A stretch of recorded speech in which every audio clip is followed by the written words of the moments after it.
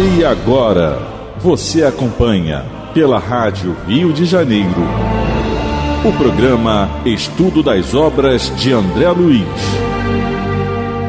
Vamos refletir sobre o livro Nosso Lar. Produção e apresentação, Tereza Cristina e Marco Antônio. Olá, amigos ouvintes da Rádio Rio de Janeiro. É um prazer novamente estarmos juntos para estudar a obra Nosso Lar, psicografada pelo Espírito, psicografada por Chico Xavier, através do Espírito André Luiz. Amigos ouvintes, é com muita alegria que retornamos aqui para continuarmos a nossa leitura, o nosso estudo na obra Nosso Lar, da psicografia de Francisco Cândido Xavier, ditado pelo Espírito André Luiz. E no último programa, nós temos a continuação ao 6º capítulo, Precioso Aviso, os preciosos avisos que Clarencio está dando a André Luiz, e nós comentamos sobre, nós chamamos de receituário, daquilo que o receituário que o Clarencio deu a André Luiz sobre como fazer para a cura espiritual. Ele disse o que teria que fazer sobre o trabalho, principalmente, o trabalho interno, que ele vai ter que fazer. E aí nós comentamos que o André Luiz assumiu diversas atitudes depois dessa vamos dizer assim, dessa bronca, com o que, Tereza? Com austeridade e brandura. Austeridade e brandura, que a gente não sabe o que é isso ainda, mas foi assim. E nessa resposta, o André Luiz diz que respondeu com uma atitude diversa. Diferente de se magoar, ele reconheceu o erro e ficou envergonhado da sua fraqueza. Não é? E aí nós vamos continuar a leitura no 13º parágrafo do capítulo 6. Do capítulo 6. Não disputava. Que a Tereza anota tudo ali e eu não anoto. Mas vamos lá. Louvado seja Deus. E continuando assim. Então o Clarencio diz a ele: não disputava você na carne, prosseguiu Clarencio bondoso, as vantagens naturais decorrentes das boas situações. O que ele quer dizer com isso? Você não se esforçava, não trabalhava, você era um trabalhador, não estimava a obtenção de recursos lícitos, ansioso de estender benefícios aos entes amados, quer dizer, trabalhar para a sua família, dar o melhor para ela, normal isso aí, Não se interessava pelas remunerações justas, pelas expressões de conforto, com possibilidade de atender a família.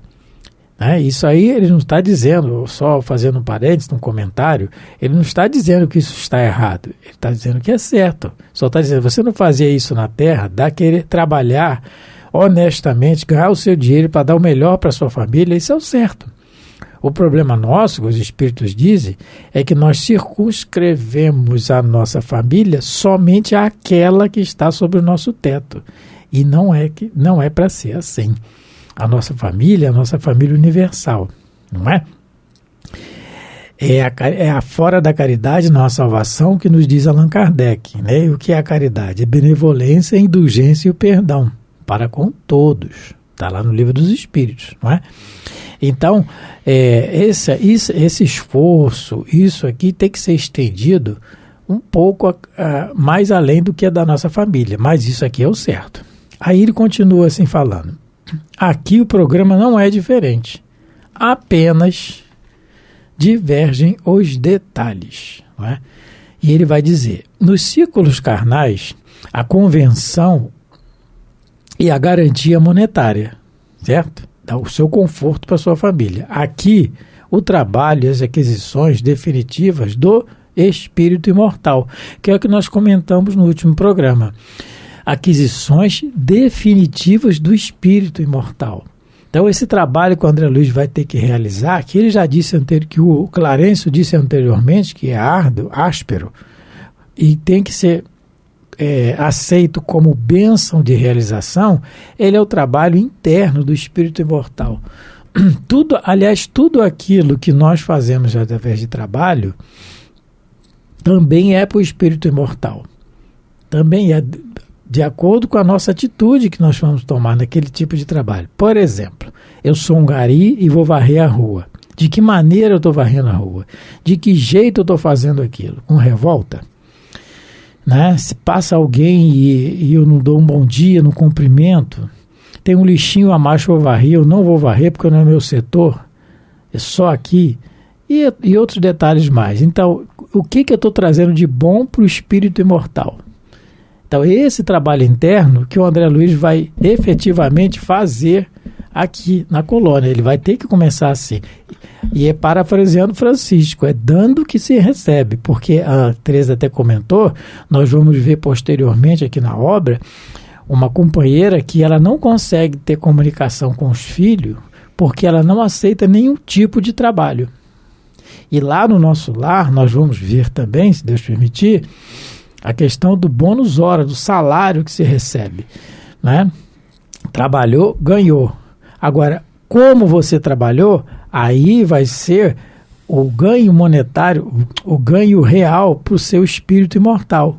Porque é o jeito que como você vai se transformando. O lucro é seu, o lucro é nosso, não é? O agradecimento é nosso. Com os estudos da doutrina espírita, a gente vai modificando alguns conceitos que a gente tinha até então. Trabalho, os espíritos nos dizem que é toda ocupação útil, mas ela tem que ter utilidade.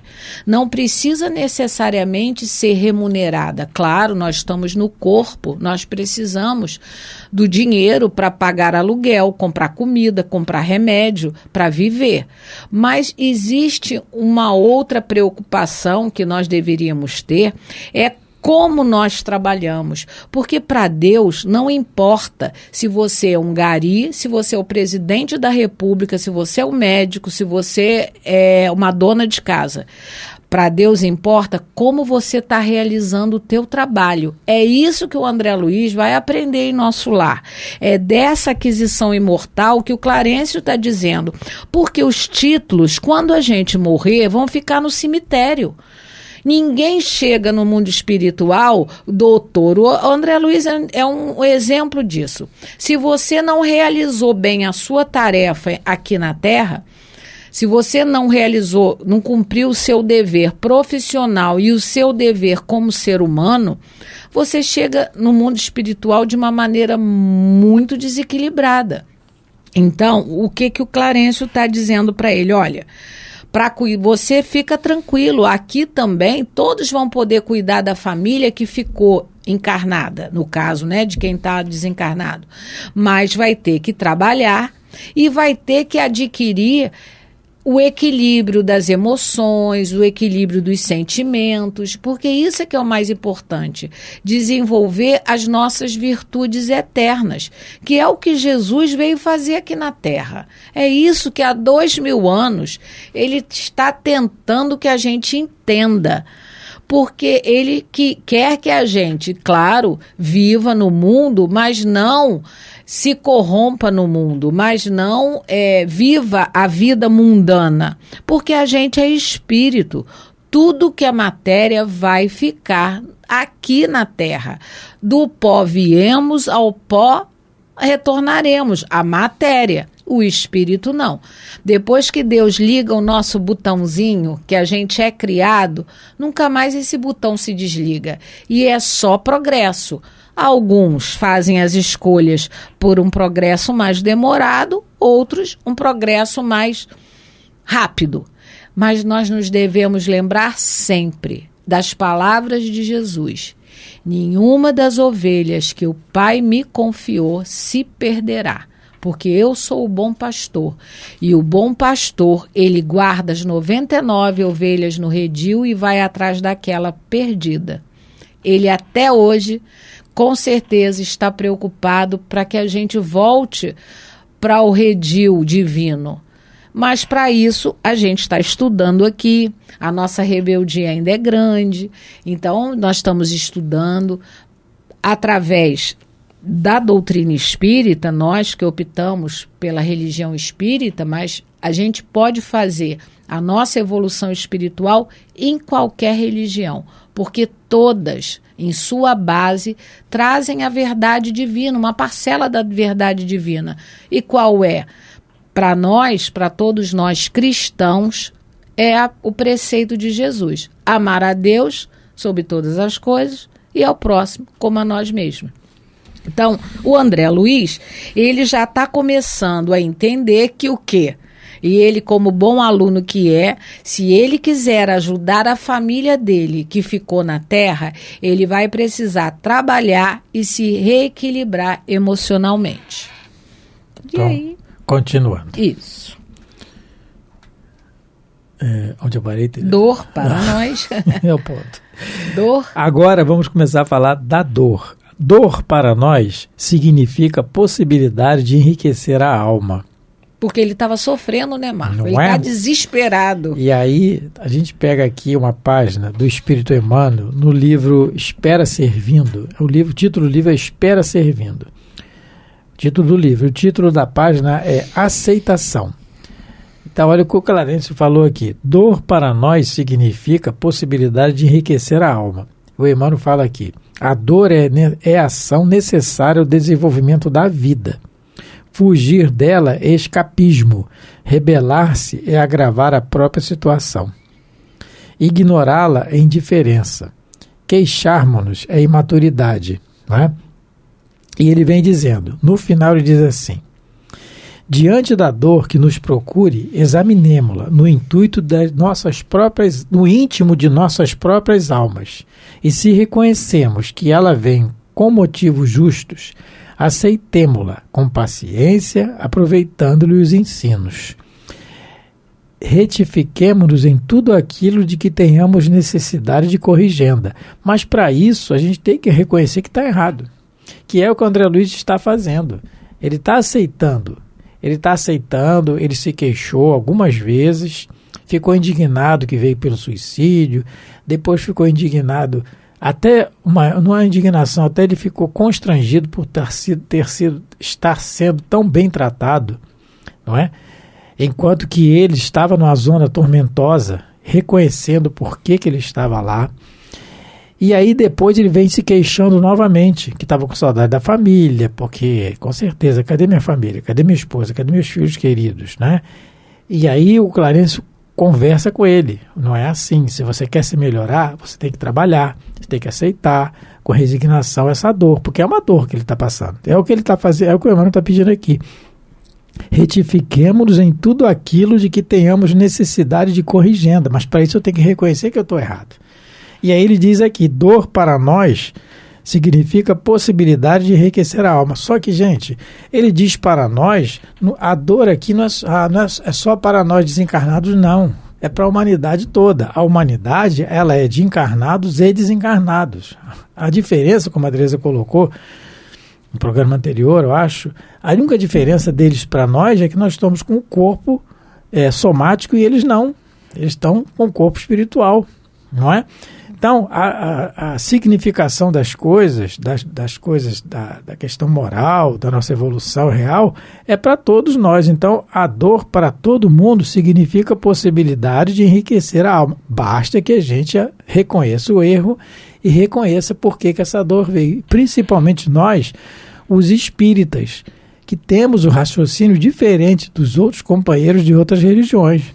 Não sabendo que nós temos um passado delituoso, culposo, carregado de infrações perante a lei de Deus, e que por isso temos que resgatar. E de que maneira?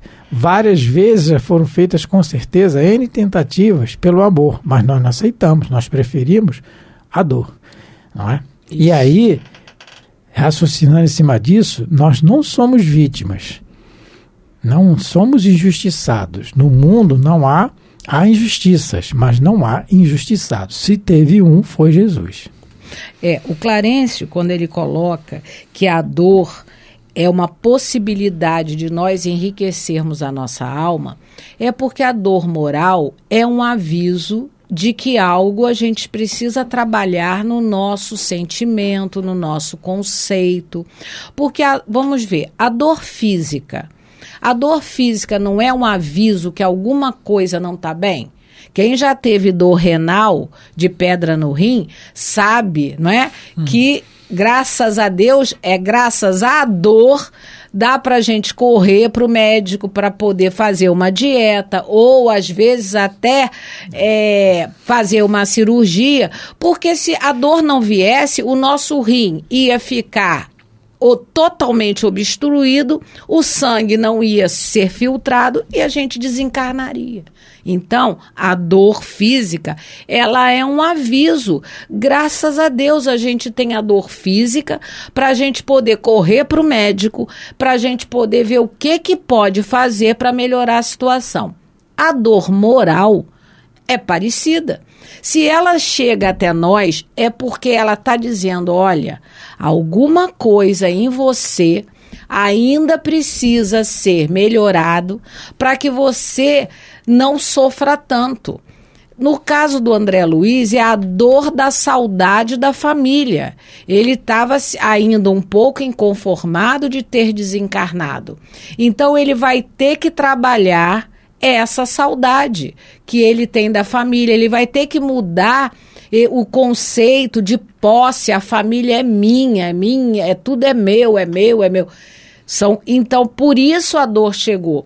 Porque se ele chegasse ao mundo espiritual já entendendo que nós não somos donos de ninguém, que a nossa família, como o Clarence colocou, é uma seção da família universal, ele não sentiria essa dor que ele está sentindo. Então, como a dor física é um alerta, a dor moral também. É sinal que nós estamos enxergando a dificuldade de uma maneira equivocada, estamos vendo ela por um outro prisma. Temos que procurar orientações, temos que procurar ajuda na oração e a intuição chega. No Evangelho, na leitura do Evangelho, que para nós realmente é o nosso melhor remédio. Nós todo dia, e às vezes eu esqueço de fazer isso, nós todo dia deveríamos abrir uma página do Evangelho de Jesus, porque ali está a receita da vida eterna. Ali está a receita para a nossa cura verdadeira, que é a cura do nosso espírito. Porque a gente já viu que o nosso corpo enferma porque a nossa alma está doente. Então, quando Clarencio diz que a dor é a possibilidade de enriquecer a alma, é que se você realmente procurar trabalhar essa dor que está chegando para você, essa dor moral, não é? Porque aqui ele já não estava mais sentindo tanta dor na cirurgia que ele fez, no câncer do intestino. A dor maior aqui era a saudade da família. Então, se ele conseguir realmente compreender o que é a família perante Deus, essa dor vai passar e ele vai enriquecer os seus sentimentos, as suas emoções, não é, Marco? Falando em dor, né, em enriquecimento da alma através da dor, nós não podemos deixar de falar de Paulo, né, de Paulo de Tarso, né? Então nós vimos ali a transformação de um ser realmente, como diz aí no popular, da água para o vinho, né? Ele de perseguidor passou a ser perseguido, né? E, porque ele viu Jesus na estrada de Damasco? Não. Quem vê a obra, quem lê o livro, estuda o livro Paulo Estevão, vê que a transformação dele veio gradativamente através dos acontecimentos em que ele não pôde se refutar. Porque a dor veio, a perda, ele mata, né? Ele assassina o irmão da noiva, depois a noiva desencarna, vamos dizer assim, por culpa dele, né? Entre aspas, né? E ele vê aquilo e ele não se conforma, sempre encontrando Jesus no caminho, né? E ele chega a um ponto que bastou uma visão para que ele se transformasse realmente, mas a transformação já estava vindo gradativamente através da dor, não é? E depois toda a missão dele cumprida à risca, né?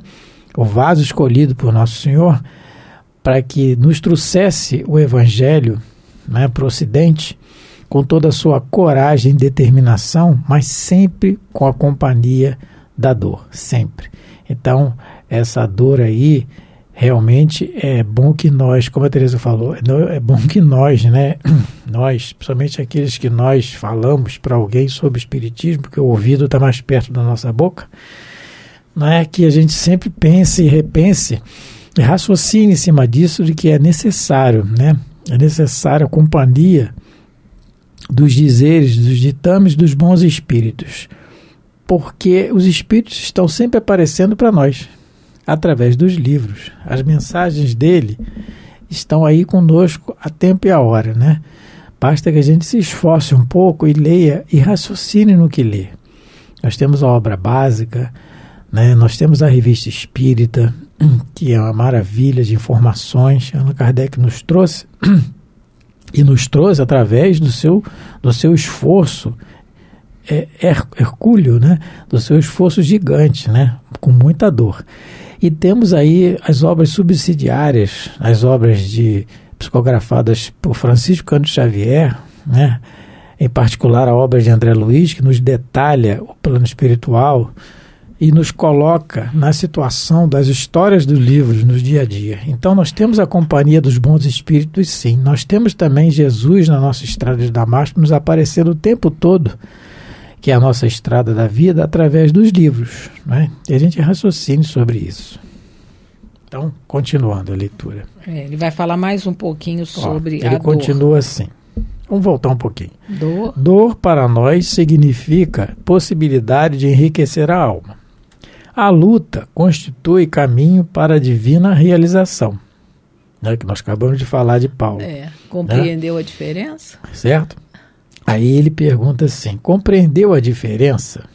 Porque para nós, enquanto encarnados, a dor é um obstáculo que chegou. E para os espíritos superiores, eles já vivenciaram, né, todas essas experiências que nós agora estamos vivendo, eles já entendem a dor como uma alavanca. O próprio Clarencio, no livro Entre a Terra e o Céu, que ele, nesse livro, ele é novamente o instrutor de André Luiz, um dos instrutores, ele vai falar para André Luiz, meu filho, depois do poder de Deus, a dor é a única força capaz de alterar o rumo dos nossos pensamentos no caminho da divindade. Então, a dor, deveríamos agradecê-la a Deus. Como Deus. Agradecer a dor física, que é um alerta, porque se a gente não tivesse uma dor, imagina a gente, se não tivesse uma dor de garganta, as bactérias inundariam todo o nosso corpo e a gente poderia desencarnar, Teresa, de uma septicemia. Só fazendo uma analogia, um alerta, com certeza você falou muito bem, porque, por exemplo, a dor de dente... Não é? Ficaríamos todos banguela se não tivesse dor. Geralmente, na maioria dos casos, por que eu tenho dor de dente? Porque eu não tratei direito do meu dente, eu não escovei, eu não limpei, eu não fiz a higiene correta. Aí eu tenho que reconhecer que eu estou errado em não ter feito a higiene correta. Não é como o André Luiz, você veio pelo suicídio, meu filho, por causa disso, disso e disso. Mas olha a bondade divina, a dor chegou para você não ficar banguela, porque senão o dente ia apodrecer todo, cair tudo da sua boca e você ficaria banguela. Mas nós vamos ter que terminar o programa agora e no próximo programa vamos continuar a conversar um pouquinho mais sobre a dor que tanto nos incomoda e vamos estudar para ver se a gente começa a ver a dor sob um novo prisma, não é? A irmã dor. É a irmã dor, não é isso? Francisco chamava assim, a irmã dor. A irmã dor. Que Deus possa continuar nos abençoando, abençoando lares de todos aqueles que nos ouvem. Muita paz. Muita paz a todos. A Rádio Rio de Janeiro apresentou o programa Estudo das Obras de André Luiz. Produção e apresentação, Tereza Cristina e Marco Antônio.